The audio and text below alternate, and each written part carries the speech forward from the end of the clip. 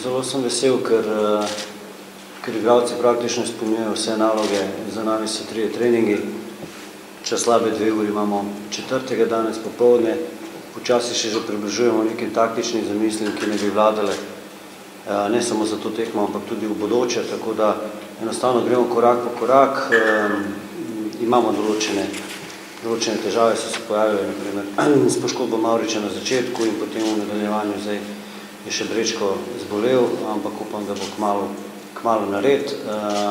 Danes bomo pač tudi mogli oddelati trening brez drugega vratarja Jasmina Handanovića in Mertla, ki se pripravljata za jutrišnjo tekmo državnega prvenstva.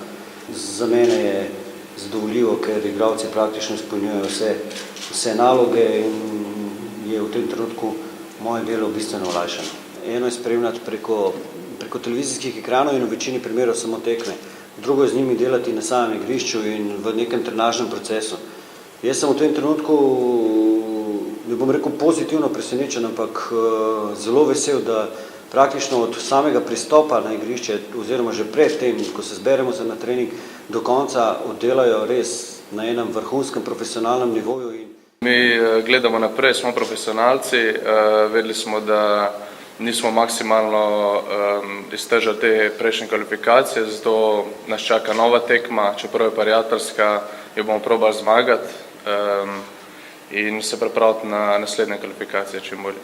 Res je, da nekateri igralci selektorja nekoliko bolj poznamo kot ostali, glede na to, da smo z njim že sodelovali, ampak jasno, da tisto je bil klub in to je reprezentanca, tako da neke razlike so, tudi ekipa je druga, tako da je težko primerjati delo tam in delo tukaj, ampak tako kot sem že rekel, nekatere stvari, ki jih selektor prakticira, so jasno ostale iste in jih je vnesel že tukaj v to delo, tako da nekatere stvari so pa jasno tudi nove za vse nas.